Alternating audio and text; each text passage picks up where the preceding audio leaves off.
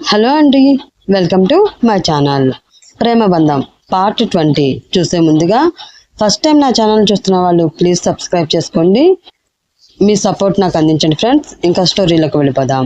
ప్రేమ బంధం పార్ట్ 20. ఆయన ఇప్పుడు శ్రావణిని పెళ్లి చేసుకున్నాడు కదా, ఇంకా లైఫ్ లాంగ్ శ్రావణితోటే కలిసి ఉంటాడు అని అంది గీతు. బుర్ర లేకుండా మాట్లాడుకో గీతు. ప్రేమ లేని పెళ్లి ఎలా నిలబడుతుంది?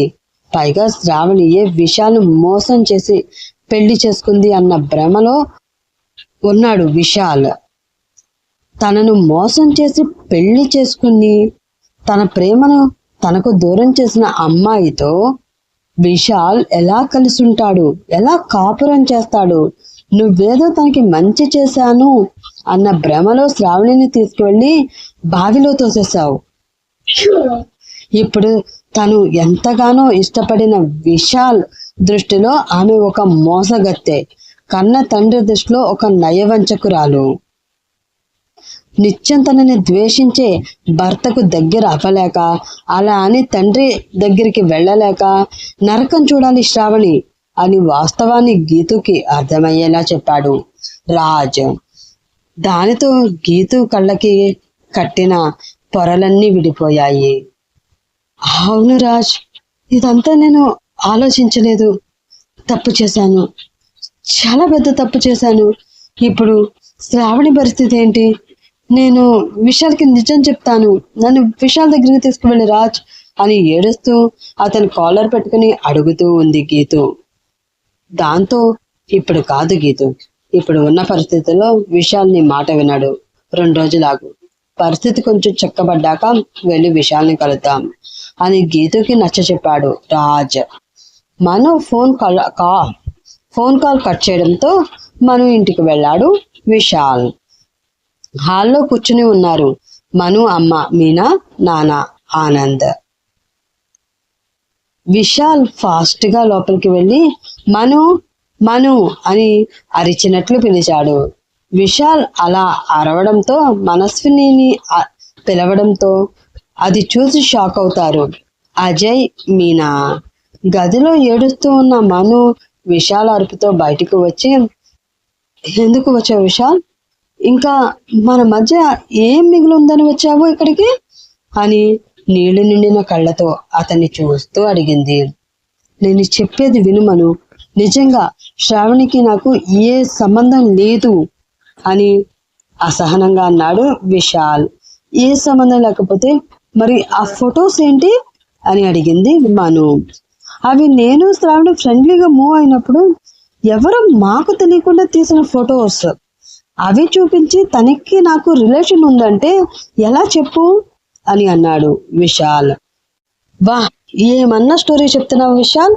అంటే నీకు తెలియకుండా ఫొటోస్ తీసి నిన్ను కావాలని శ్రావణికి దగ్గరికి పంపి గీతతో అబద్ధం చెప్పించి నిన్ను ఇందులో ఇరికించారు అంటున్నావు అంతే కదా అని కోపంగా అడిగింది మను.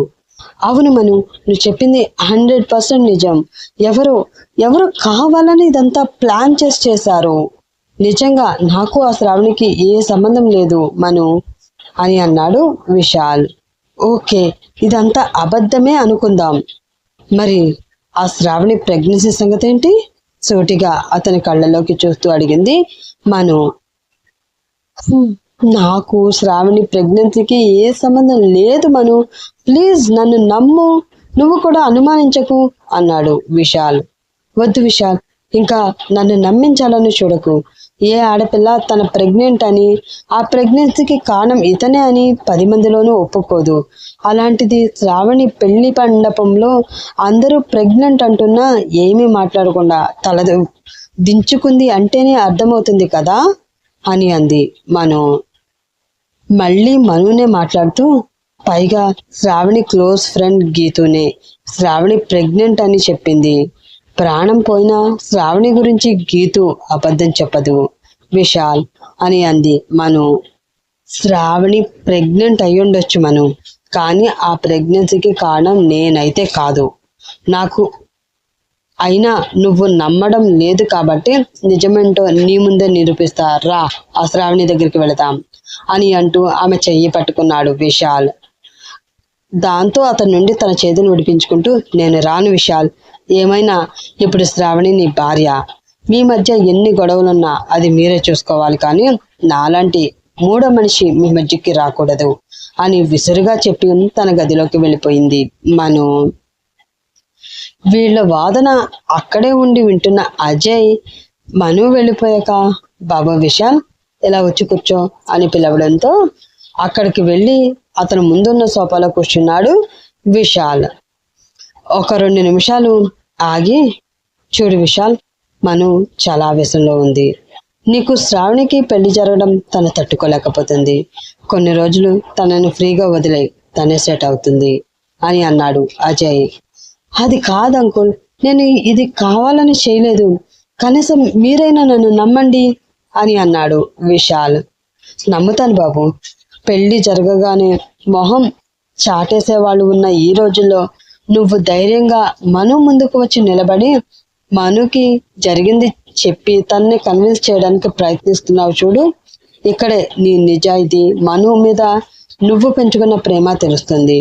కానీ ఈ నిజం నాకు అర్థమైతే చాలదు, అందరికీ అర్థం అవ్వాలి.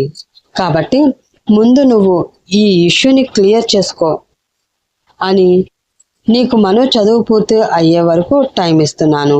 ఈలోగా అన్ని సెటిల్ చేసుకోగలిగితే మనుతో నేనే మాట్లాడతాను అని హామీ ఇచ్చాడు అజయ్. అజయ్ అన్న ఆ మాటతో విశాల్కి ఒక భారం తగ్గినట్లు అనిపించింది.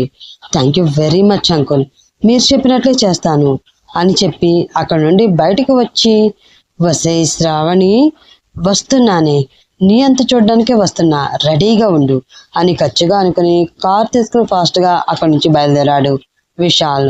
రూమ్ లో ఉన్న శిశిర పక్కన ఎవరూ లేకపోవడంతో తన ఫోన్ తీసి నర్మదకి కాల్ చేస్తుంది. నర్మద కాల్ లిఫ్ట్ చేయగానే, హలో మమ్మీ, నువ్వు సూపర్, అసలు ఏమన్నా ప్లాన్ చేస్తావు mummy, I love you mummy అని నాన్ స్టాప్ గా మాట్లాడుతూనే ఉంది శిశిర. చిన్నగా నవ్వుతూ, పొగిడింది చాలు లేవే, ఇంకాపు, ఎలా ఉంది నీ అత్తారిల్లు అని అడిగింది నర్మద. సూపర్ మమ్మీ, మన ఇంటి మీద చాలా పెద్ద ఇల్లు, నా రూమ్ అయితే చెప్పనే అవసరం లేదు, చాలా చాలా నచ్చింది నాకు అని ఎగ్జైట్ అవుతూ అంది శిశిర. సరే, జాగ్రత్తగా ఉండు తల్లి, మనం చేసిన పని గురించి ఎవ్వరికి అనుమానం రాకుండా చూసుకో, వాళ్ళకి అనుగుణంగా నడుచుకుని అందరినీ నీకు గుప్పెట్లో పెట్టుకో అని అంది నర్మద. తప్పకుండా మమ్మీ, నువ్వే చూస్తావు కదా, అందరినీ నా చెప్పు చేతల్లో పెట్టుకుని ఎలా ఆడిస్తానో అని అంది శిశిర. దానికి నవ్వుతూ ఏదో అనబోతున్న నర్మద జగన్నాథం అక్కడికి రావడం చూసి ఏడు మొహం పెట్టి, నాకు అదే బాధగా ఉంది శిశిర, పాపం శ్రావణి అత్తవారింట్లో ఎన్ని కష్టాలు పడుతుందో, దానికి ఫోన్ చేద్దామంటే దాని ఫోన్ ఇక్కడే ఉంది, ఆ విశాల్కు ఫోన్ చేస్తుంటే వాడేమో ఫోన్ తీయడం లేదు, అసలే కడుపుతో ఉన్న పిల్ల ఎలా ఉందో ఏంటో, వాళ్ళు దాన్ని ఎలా చూసుకుంటున్నారో అని ముసలి కన్నీరు కారుస్తూ అంది నర్మద. నర్మద మాటలు విన్న జగన్నాథం, నర్మద, ఏంటి నువ్వు చేస్తున్న పని అని గట్టిగా అరవడంతో ఫోన్లో శిశిరకి ఆ మాటలు వినిపించి, ఓ డాడీ వచ్చారా, అందుకనే మమ్మీ యాక్టింగ్ స్టార్ట్ చేసింది అని నవ్వుకుంటూ వాళ్ళని మాటలు వింటూ ఎంజాయ్ చేస్తుంది. జగన్నాథం మాట్లాడుతూ, అత్తవారింట్లో ఉన్న పిల్లకి వాళ్ళతో ఎలా ఉండాలో చెప్పడం మానేసి అందరిలో పరువు తీసి లేచిపోయిన దాని గురించి కోసం బాధపడుతున్నావా, అసలు బుద్ధుందా నీకు అని అన్నాడు. అది కాదండి శ్రావణి అని అంటున్న నర్మదతో, ఇంకొకసారి దాని పేరు ఇంట్లో వినిపించిందో నువ్వు కూడా ఇంటి బయటికి వెళ్ళిపోవాల్సి ఉంటుంది, జాగ్రత్త అని బెదిరించాడు జగన్నాథం. అదేంటండి అలా అంటారు, దాన్ని నేను కనకపోయినా అది కూడా నా కూతురే కదా అని కన్నీళ్లతో అడిగింది నర్మద. కాదు, అది మన కూతురు కాదు, మనకి దానికి ఏ సంబంధం లేదు, ఇంకొకసారి దాని పేరు కూడా వినబడకూడదు, అర్థమైందా అన్నాడు జగన్నాథం. ఆ మాటతో శిశిర గాలిలో తేలిపోయింది. ఆనందంతో ఉబ్బి తబ్బి అయిపోతున్న శిశిర దగ్గరికి దమయంతి రావడం చూసి శిశిర ఇన్నోసెంట్ గా ఫేస్ పెట్టుకుని ఏమీ ఎరగని దానిలాగా కూర్చుంది. దమయంతి శిశిర దగ్గరికి వచ్చి, అమ్మా శిశిర, ఫ్రెష్ అయ్యరా తల్లి, భోజనం చేద్దు గాని లేట్ అవుతుంది, కార్యానికి పంతులు గారు ఈ రోజు రాత్రికే ముహూర్తం పెట్టారు అని చెప్తుంది. దాంతో తల వంచుకుని సిగ్గుపడుతూ అలాగే అత్తయ్య అని అంటుంది శిశిర. విశాల్కి జగన్నాథానికి శ్రావణి తప్పు చేయలేదని తెలుస్తుందా?